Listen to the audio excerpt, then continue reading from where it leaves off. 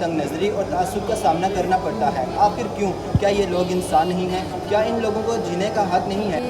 अस्सलाम वालेकुम दोस्तों, आज से हम आगाज़ करने जा रहे हैं एक ऐसी कैंपेन का जिसके बारे में बात करना हमने बहुत ज़्यादा ज़रूरी समझा। वो कैंपेन है तहफ़्फ़ुज़ात इमाम मस्जिद, तहफ़्फ़ुज़ात उलमाए दीन और हुफ़ाज़ किराम। दोस्तों, हम बात करना इसलिए ज़रूरी समझते हैं क्योंकि हमारी फील्ड से रिलेटेड जो भी लोग इस फील्ड के अंदर कदम रखते हैं उनको सबसे पहले तंग नज़री और तासुब का सामना करना पड़ता है। आखिर क्यों? क्या ये लोग इंसान नहीं हैं? क्या इन लोगों को जीने का हक नहीं है? हमारे माशरे में इन लोगों के बारे में ऐसे दोहरे मेयार और डबल स्टैंडर्ड्स क्यों पाए जाते हैं जिनकी वजह से इनकी ज़िंदगी बहुत ज़्यादा मुश्किल राहों पर चलना शुरू हो जाती है।